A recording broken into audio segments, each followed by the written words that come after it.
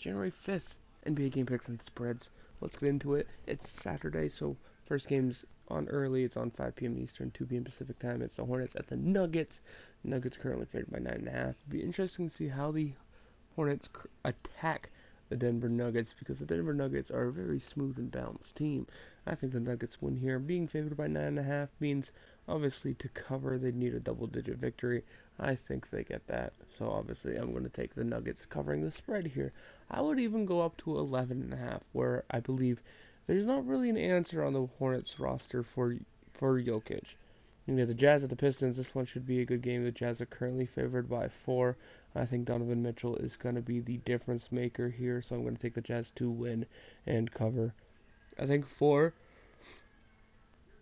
as a spread is not necessarily ideal, but it's very solid. I think this should be a close game or relatively close game. And if the Pistons want to upsize, I should say Reggie Jackson is the player to watch out for. Then you have the Mavericks at the 76ers. Hopefully Dirk has a bounce back game. He didn't do so good against the Celtics last night, 0 for 10. 76ers, an enigma of late with issues stemming from Butler's role to Embiid's role and stuff like that. But in this matchup, I gotta go Embiid all the way. He has a tough one against DeAndre Jordan. DeAndre Jordan is a relatively good defender and a board getter, I should say. 76ers currently favored by 7. I think they win. I think they cover. The interesting factors in this one are going to be Luka Doncic for the Mavs. I pronounce that wrong every time. I apologize. If he can out muscle the 76ers, he should be able to get off quite a few threes, keep them in the game. And as for the 76ers, where DeAndre Jordan is a good matchup for Joel Embiid, I think Joel Embiid's athleticism will be on full display against DeAndre, and I think it's going to be a good game for Embiid. I'm thinking maybe 25 and 10. I think the 76ers need to figure this stuff out before it starts causing too much poison in the locker room. And you get the Pelicans at the Cavs. Pelicans favored by 9 here. I think they win and cover. Cavaliers at 31 losses. Kind of sad. These two teams combined have 53 losses already, and neither of them are halfway through the season yet. That's just sad. You know, Raptors at the Bucks on the opposite end of the spectrum. NBA TV, 8:30 p.m. Eastern, 5:30 p.m. Pacific time. Combined 55 wins between these teams. A win by the Bucks would keep them ahead of the Raptors in the standings.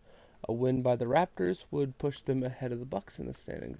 It's kind of a meaningful game considering how early it is. Bucks currently favored by 5 here. I was right when I said before that Brogdon would have a good game and it would help the Bucks win. I believe he was like their second leading scorer or something like that. But in this one, I think Siakam's going to pose some troubles for the Bucks. But in the end, I can't go against the Bucks. In the end, I can't go against the Raptors. I think Siakam and Ibaka are going to be very good for this matchup. I think Kawhi Leonard on Giannis is so good to watch. And I think it's going to be a good game. I actually think the Raptors are going to win by 1 or 2 points. I think a spread of 5 in this one is a little bit crazy. But I can see why they would do that. Milwaukee is at home, and they do play with a little bit more juice at home.